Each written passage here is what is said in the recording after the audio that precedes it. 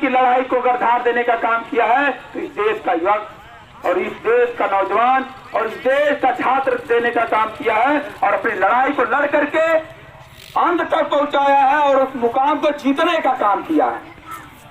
इसलिए मैं आपसे कहना चाहता हूं, ये मोदी जी, ये जी सुन लीजिए, माननीय प्रधानमंत्री जी, माननीय मुख्यमंत्री जी, माननीय उड्डयन मंत्री जी, कान खोल करके सुन लीजिए। यह आंदोलन और इस आंदोलन को करने वाले लोग, अपने हक और हुकूक की लड़ाई को लड़ने वाले लोग और अपने इस जमीन को बचाने वाले लोग चुप बैठने वाले नहीं हैं। निश्चित तौर पे हम लोग जिस लड़ाई को लड़ रहे हैं वह लड़ाई को अंजाम देंगे और उस लड़ाई को जीतेंगे जो ये फर्जी तरीके से आकर के एयरपोर्ट का मास्टर प्लान बना करके और 8 गांव की जमीन को हड़पने की नीति अपनाई है। ये अपने प्रिय दोस्तों को, अडानी और अंबानी को देना चाहते हैं। ये अपनी मास्टर प्लान वापस ले लें, नहीं तो इनको जनता 2024 में समझा देगी। निरहुआ कहे थे यहाँ से हम लोगों का वोट लेकर के चला गया और जीत गया आज तक, और उसके बाद उसने कहा कि छौना करवा दूंगा, अंदर भिजवा दूंगा, ऊपर भिजवा दूंगा, क्या क्या बोला। उसको अगर आ जाती तो जनता तो समझा ही देती, हमें कहने की बात नहीं है। लेकिन हाँ, वो सुन ले कान खोल के निरहुआ कि 24 में तुम्हें गाजीपुर जाना होगा, 24 में तुम्हें गाजीपुर जाना होगा। एक कान खोल करके सुन लो। यही जनता और यही हमारी माताएं, हमारी बहनें, हमारे भाई, हमारे लोग आपको वोट दे करके आपको सांसद बना दिया, नहीं तो आप सपना देखते रह जाते जीवन भर और सांसद बनने और देश की इतनी बड़ी पार्लियामेंट में बैठने की औकात नहीं थी, संसद में बैठने की औकात नहीं थी। जिस जनता ने बैठा दिया आप उसको उजाड़ने के चक्कर में पड़ गए।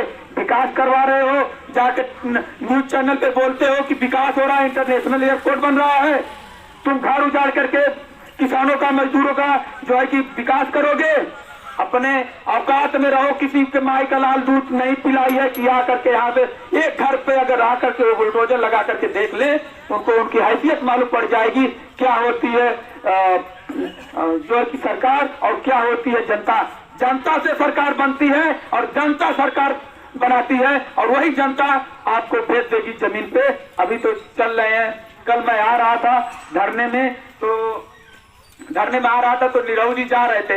एक तो साहब की मुझको लग रहा था गाड़ी थी कंदरापुर और एक उनकी फॉर्चूनर थी और एक उनकी सोकोटी वाई श्रेणी की सुरक्षा भी मिल गई है।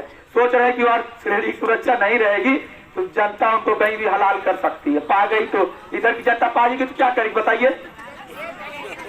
हाँ, तो वही बात है। तो ऐसे दाढ़ी खजवाते जा रहे हैं। तो मैंने पहली बार उनको नजदीक से देखा। मैं अपने फॉर्चूनर से था, मतलब मेरी फॉर्चूनर वही मोटरसाइकिल है, गरीबों फॉर्चूनर तो वही होती है।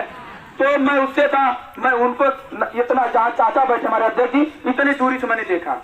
आज तक जितने दिन से सांसद बन गए इतने दिन से फल नेता थे, लेकिन उनको शर्म नहीं आती है कि चुल्लू भर पानी अपनी नाक दरे के मर जाए कि हमारी माताएं, हमारी बहनें अपनी खेती बाड़ी छोड़ करके, अपने घर परिवार को छोड़ करके 60 दिन से धरने पे बैठ रहे हैं। उनको शर्म नहीं आती है कि हमारी आवाज को कम से कम उठाए वो आदमी।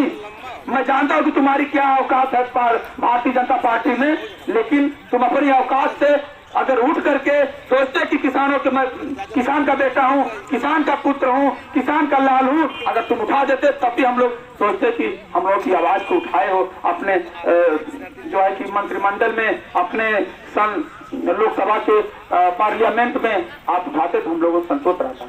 मैं ज्यादा नहीं बोलूंगा, नारा तो लगा ही दिया जाए, लग जाए ना। आज ज्यादा उधर भी बोलल गया है।